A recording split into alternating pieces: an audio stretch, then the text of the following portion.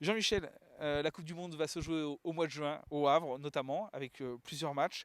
L'AKV va servir également de centre d'entraînement. Elle est aussi incluse dans ce projet Coupe du Monde au Havre. Tout à fait, l'AKV fait partie des 4 sites, puisque dans le cahier des charges qu'on avait présenté à la FIFA, le Havre s'est engagé à ce qu'il y ait 4 terrains disponibles. Donc il va y avoir 2 terrains à Deauville et au Havre, on va avoir 2 terrains, la Doumègue qui est en finition pour être en phase avec les desiderata de la FIFA, et l'AKV qui, là ça y est, on est en train de finir les dernières mises au point qui va nous permettre demain d'avoir un terrain qui soit tout à fait aux normes et relooké de fond en comble.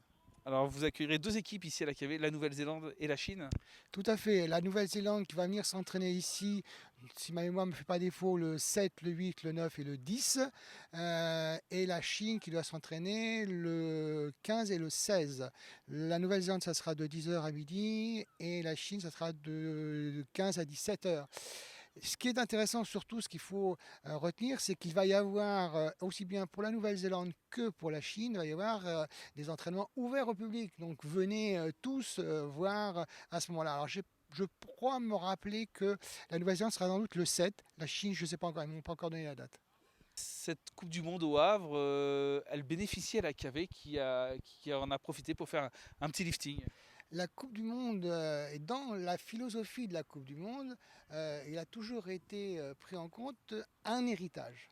Et nous allons bénéficier, grâce à la Coupe du Monde, à un héritage évident, puisque un relookage complet de toute le centre de formation. Je dirais, hein, aujourd'hui, les peintures ont été refaites, les extérieurs ont été retravaillés de façon à ce que nous puissions présenter au monde entier un look tout à fait sympathique sur la KV. Et le terrain aujourd'hui est aux normes, hein, 105-68, avec une pelouse qui est un vrai billard. Donc c'est un héritage franchement très concret pour le Havre et pour le HAC.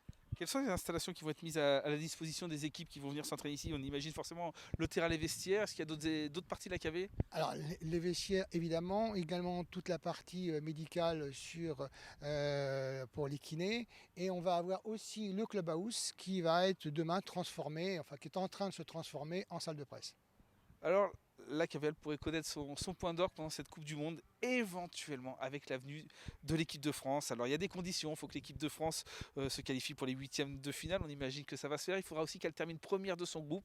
Et dans ce cas-là, elle jouerait au Havre et viendrait s'entraîner à l'AKV Vert. C'est forcément une option qui vous intéresse et qui vous tenterait.